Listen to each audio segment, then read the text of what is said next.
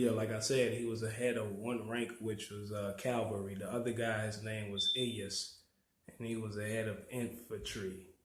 So all of them marched together, right? And they made it to another guy. Now this dude right here, they didn't mention him in that chapter in the book, The Origins of an Islamic State, but he came up in this book, and his name is Abu al Awar. Abu al Awar.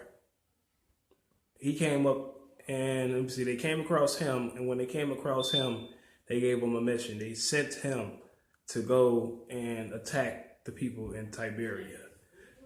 So this is where it gets a little weird for me, right? He goes to Tiberia. He attacked the people there. Remember, the other faction that sent him, the other factions under Abu Ubaidah, is supposed to have been marching to Fihl. Keep in mind the other chapter in that book before this one, right? So Abu al-Awar goes to Tiberia, fights with the people there, the Romans. They run off and they run to Fihl. So Abu al-Awar goes all the way back to Fihl. Now remember, Tiberias is in Palestine, again, between Lebanon and the West Bank, but within Palestine. Fihl is in northwestern Jordan. So you would have to cross over the Jordan River also to get there, unless you go through Lebanon, I guess, which will be longer. So they ran off and went to Fihl, and Abu al-Awar went back to Fihl. By the time he got back there, those same troops ran off again and went to Beisan. Okay, that's the portion. Have an issue with that, because as it goes on, this is how it goes. When he ran off, Shurabil ibn Hassana made it there and decided to camp there. So did everybody else, right? So when he made it there, let's just say, they say he remained vigilant, basically. Now, the Romans who had planned on attacking there, attacked them at night.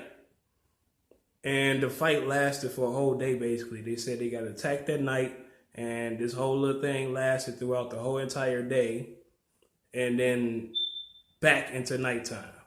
But the Romans ultimately lost. Now, this is when they mention the numbers, because when they doing that whole entire episode as far as the battle itself, you know, of course, obviously they didn't fight in one spot for 24 hours, but like they kind of ran off, and I ain't gonna say got stranded, but they got lost here and there. So the Muslims was basically able to mow them down with spears, etc. But in this chapter, they mentioned that it wasn't just 10,000 of them. It was 80,000 altogether. And the part that also that actually do coincide with the other chapters, the fact that this is supposed to be one of the central important battles for Syria. So when the Romans lost, it was another big blow to them.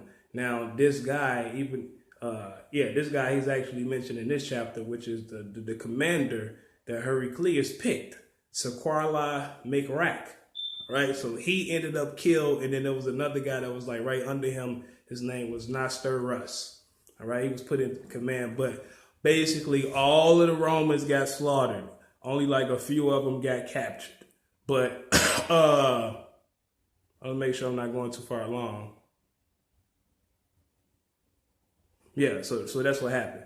Now all of them got slaughtered, and then Shurabil and Amar ibn al-Asi as-Sami was sent to go to Beishan.